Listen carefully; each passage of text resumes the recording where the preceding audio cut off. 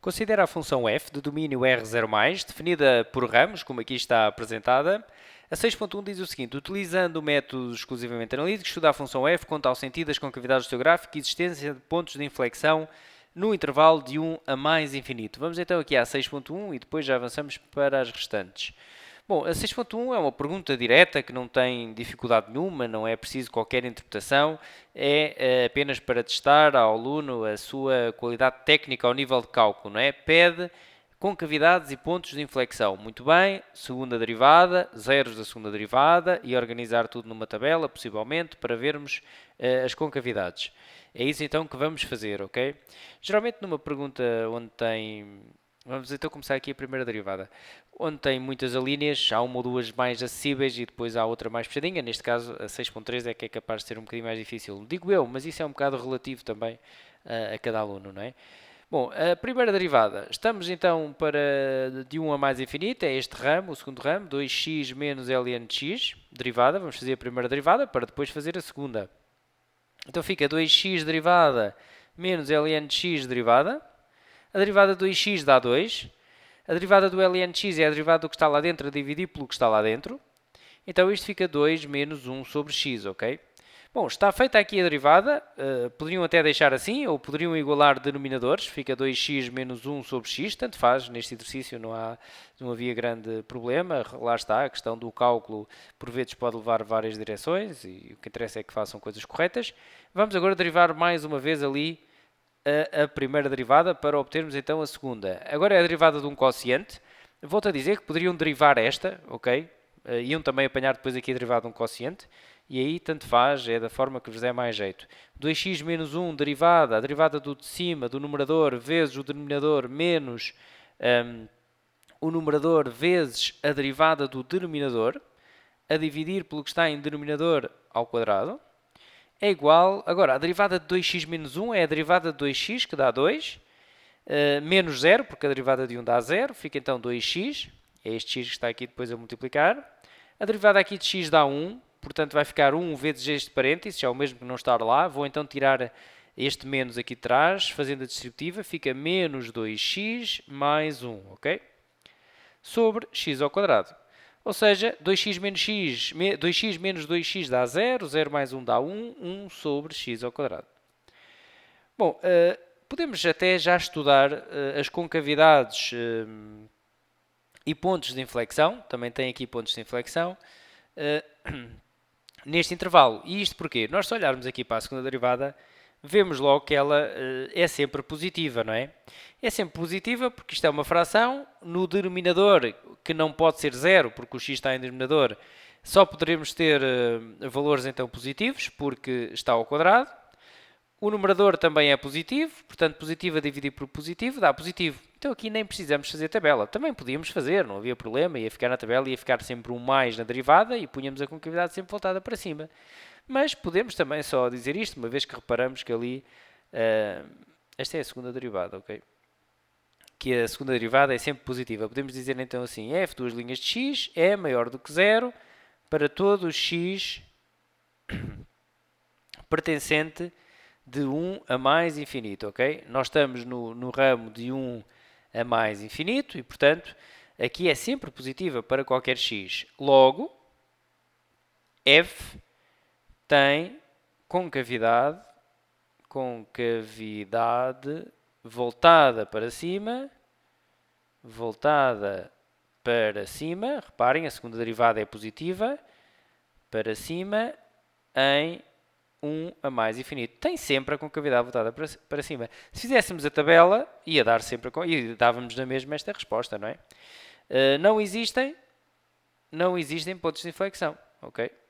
Ela nunca muda de concavidade, está sempre voltada para cima, portanto não existem pontos de inflexão. Ok?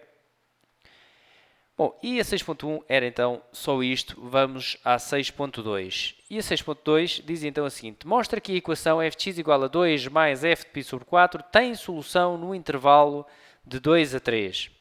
Bom, lá está a pergunta típica do teorema de Bolzano, não é? Mostra que existe, não é para determinar a solução.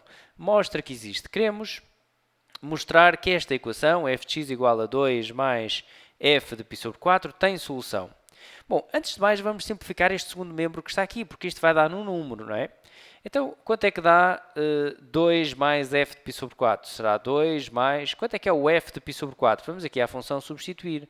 f de π sobre 4 será igual... Bom, onde é que eu vou substituir o π sobre 4? No primeiro ramo ou no segundo?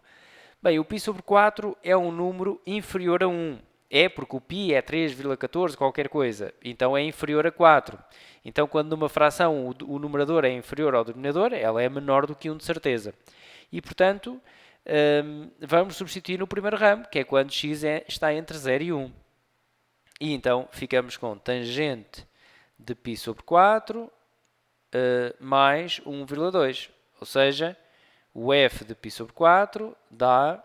A tangente de π sobre 4 dá 1, é daqueles valores que está tabelado, é o ângulo do primeiro quadrante que divide o quadrante, portanto o de 45 graus, mais 1,2 que dá 2,2. Okay? Portanto aqui fica 2,2, ou seja, queremos mostrar que esta equação, f de x igual a 4,2, tem pelo menos uma solução no intervalo 2, 3. Ora, como é no intervalo 2, 3, a função f que está aqui em causa é este segundo ramo, ok? É este segundo ramo porque é neste intervalo que estamos a estudar. O f de π sobre 4 é que fomos substituir no primeiro porque o x aqui era um valor menor do que 1. Bom, então, o que vamos fazer é aplicar aqui o teorema de Bolzano. Há 3 pontos que devemos seguir no teorema de Bolzano. É? Primeiro, garantir a continuidade no intervalo fechado. Então, vamos dizer f é contínua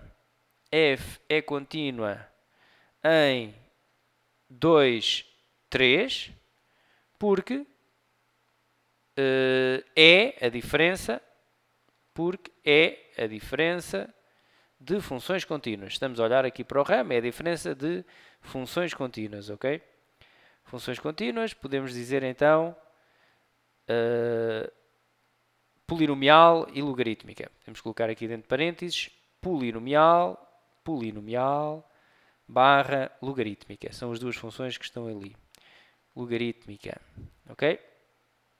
Bom, agora vamos então ao segundo ponto do teorema de Bolzano, é determinar o f de 2 e o f de 3.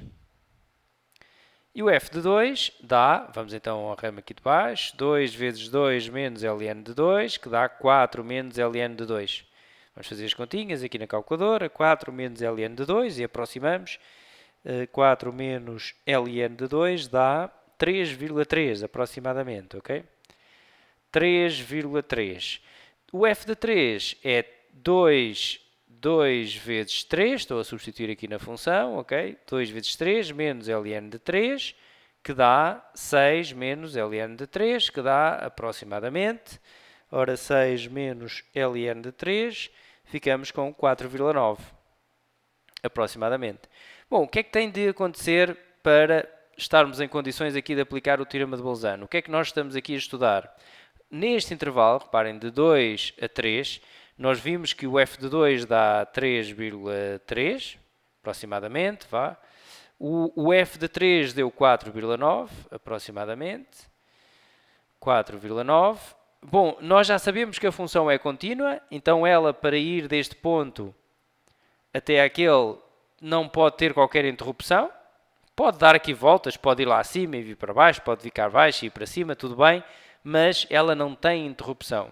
E isso quer dizer que para qualquer valor aqui entre estes dois, no caso é o 4,2 que nos interessa, aqui está o 4,9, não é? Nós queremos saber que a função é igual a 4,2 pelo menos uma vez, e realmente sabemos que pelo menos uma vez é igual a 4,2. Ela até pode ir lá acima e vir para baixo, e portanto poderia ser igual a 4,2 aqui. Pode vir cá abaixo e ir lá para cima, mas passa sempre pelo menos uma vez, para chegar deste ponto a este, passa sempre pelo menos uma vez no 4,2. Pelo menos uma vez, ok? Bom, este esboço gráfico foi só para reforçar um pouco a ideia, não é preciso também para responder. O que tinham de responder era isto depois no final. Como, é o que eu vou dizer agora aqui que aconteceu, não é? Como o 4,2 está entre o f de 2 e o f de 3, então, pelo teorema de Bolzano, fx igual a 4,2 tem pelo menos uma solução, ok? Tem pelo menos uma solução. Isto está feito. Aplicado então aqui o teorema de Bolzano. Bom, vamos à 6.3. E a 6.3 diz o seguinte. Utilizando a definição de derivada num ponto, determina f' de 2. Bom, então queremos f' de 2 por definição. Por definição, então não podemos utilizar as formas e depois substituir. É por definição, é aplicando o limite que dá na definição de derivada, portanto o limite que quando x tende para 2 de f de x menos f de 2 sobre x menos 2, ok? Bom, como estamos a fazer para x igual a 2, então estamos também aqui no segundo ramo. Fica então o limite de 2x menos ln de x menos, abrir parênteses, 2 vezes 2, vou fazer agora o f de 2, ok? É preciso ter cuidado com este parênteses. 2 vezes 2 menos ln de 2 a dividir por x menos 2, quando x tende para 2.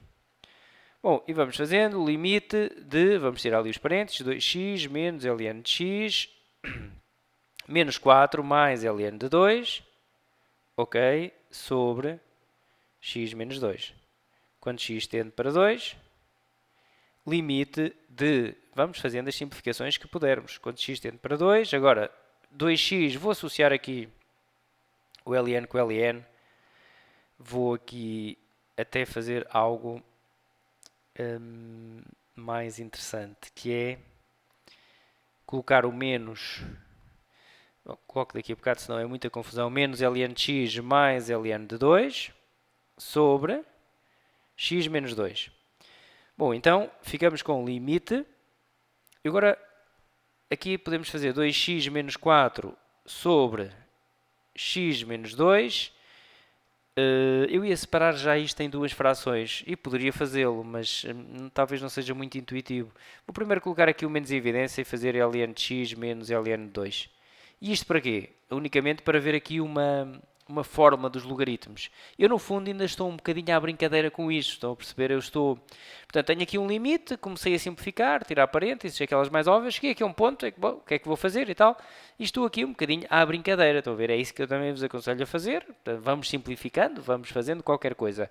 Sempre que consigamos ver alguma fórmula da matéria, portanto, ótimo, não é? Isto é para aplicar a matéria. Por isso, se eu colocar aqui o menos em evidência, fico com ln de x menos ln de 2. Será que isto me vai ajudar? Eu, por acaso, aqui também podia colocar o 2 em evidência, que ficava com x menos 2, x menos 2. Mas isso é um pouco indiferente e, portanto, não o vou fazer para não... Se é indiferente, não vou fazer para não complicar. Fica então aqui x sobre 2 sobre x menos 2. Bom, andei aqui a simplificar até determinado ponto. Agora digo assim, bom, e agora? Agora, se aplicar aqui limites, isto ainda dá a indeterminação. Ok? Que era algo que eu devia ter feito logo no início e fiz assim mentalmente e deu a indeterminação. Reparem, aqui dá, se eu substituir o x por 2, fica 2 vezes 2, 4, 4 menos 4, 0. Aqui dá 2 sobre 2 dá 1, ln de 1 dá 0, isto dá 0 sobre 0. Ok? Indeterminação. Bom, tem um ln, será que anda por aqui um limite notável?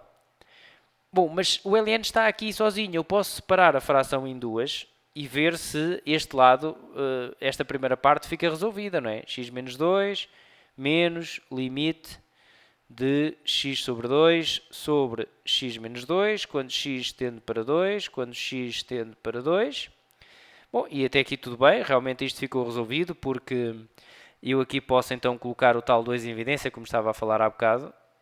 X menos 2 realmente dá jeito de colocá-lo em evidência para agora cortar com o de baixo. Quando x tende para 2, vai cortar e vai dar 2 aqui, menos o limite, eu já vou ver melhor o que é para fazer aqui. Eu ali esqueci-me do logaritmo, já estou a ver, vou já corrigir, ok? X menos 2, quando x tende para 2, falta-me ali um ln, logicamente. Eu é que me esqueci dele. Bom, e agora estamos quase a chegar àquela parte em que vocês têm que decidir e arriscar um pouco, inventar. Arriscar não é risco nenhum, é criar, não é? A ver se resolvem o problema. Portanto, no teste é isso que se pede também aos alunos, a vocês no caso, é que criem, ok? Tem que criar. Bom, então aqui vai dar 2, este limite de uma constante dá 2, menos, neste limite aqui temos um ln, tenho lá x sobre 2 lá dentro, tenho aqui x menos 2 no denominador, o x está a tender para 2, eu vou aos limites notáveis, não vejo nada assim muito parecido, mas conheço dois limites notáveis, portanto o limite, quando x tende para mais infinito, de ln de x sobre x, que dá 0, e conheço também o limite de ln de x mais 1 sobre x, quando x tende para 0, que dá 1. Começo a olhar para estes limites que estão no formulário e penso assim, bom, quando x tende para 2, x menos 2 tende para 0. Será que eu conseguiria ver este limite notável se fizesse aqui uma mudança de variável? Vamos experimentar. Mudança de variável. Vou dizer então que a minha variável nova é x menos 2, porque assim, quando x tende para 2, eu vejo que o y fica a tender para 0. Ótimo, maravilha, vamos ver se resulta. Então aqui fica o x igual a y mais 2. Vamos lá fazer aqui essa mudança de variável, a ver o que dá. Vamos aqui então ao limite, o y a tender para 0, fizemos a mudança de variável, fica ln, agora no lugar do x vou colocar y mais 2, a dividir por 2, o x é y mais 2, não é? Sobre y. E ficamos com o seguinte, limite de ln de y sobre 2 mais 1 sobre y, quando y tende para 0. Reparem, separei aqui a fração, ficou y a dividir por 2 mais 2 sobre 2, mas 2 sobre 2 dá 1, ok? Bom, e aqui realmente já tenho esta estrutura, só falta é que este pacote, este y sobre 2, tenho que o estar a ver aqui em denominador. Bom, mas isso é fácil, divido aqui por 2 e multiplico por 2. Este 2 com este cortava, não é? É a mesma coisa. Este 2 pode passar aqui para trás do limite. Ficamos então com um meio limite de ln de y sobre 2 mais 1 sobre y sobre 2. E reparem que agora é escusado fazer outra mudança de variável, mas quando o y tende para 0 é preciso termos o cuidado de perceber que y sobre 2 também tende para 0. E é a tal questão do pacote. Este pacote é que tem que ser igual a este e tem de tender para 0. E portanto aqui estamos na presença do limite notável. Fica 2 menos 1 meio vezes 1, que dá 2 menos 1 meio, igualando denominadores, fica 3 meios. Ok? 3 sobre 2 é então a derivada de f para, peço desculpa, para x igual a 2. A derivada de f para x igual a 2 dá 3 meios.